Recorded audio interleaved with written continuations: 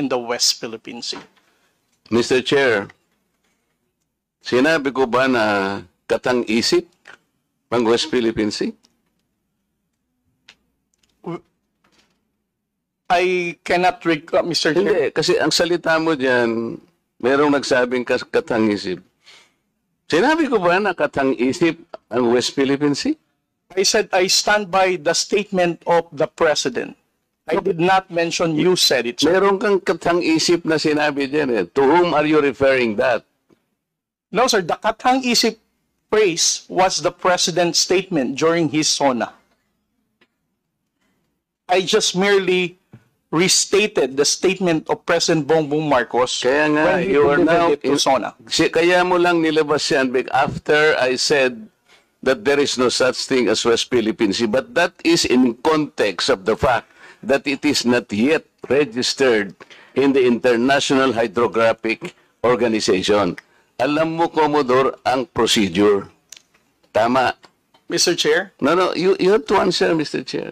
Alam Yes, mo sir. yung procedure kung paano maitatala, kung paano natin papangalanan ang isang karagatan na tayo ang may-ari. You know the procedures, right? With respect to the 19th Congress who passed You the have Republic to Act answer my question, 12064, Mr. Chair. the Philippine Maritime Zones Act, sir, the West... Kindly repeat your question. You know, Commodore, the procedures on how we can register the name of a maritime area that we control or that we believe it is ours. You know the procedures on how Yes, to sir. register. Okay.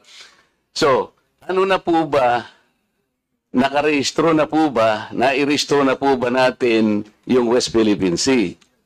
Sir, with regard to your question, there must be a legislation and then submit it to the international... Oo nga, meron na po Hydrographic tayong Organization. legislation. Yes, As a sir. matter of fact, nagagawa na po yung Congress. Kailangan po talaga yon. Yes, sir. Nagpasimula tayo sa administrative order, pero kulang yon. Kaya nga po ang Congress gumawa para tulungan po kayo.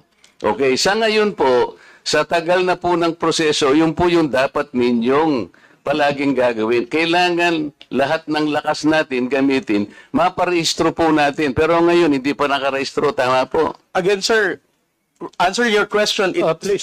steps by Commodore, step. sandali. Yes, sir. Please answer the question Yes, directly. The question calls for a yes or no. No, sir. If it's in IHO, yes, through legislation.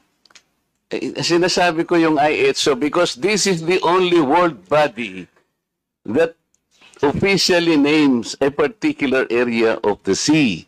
Kaya sa konteksto po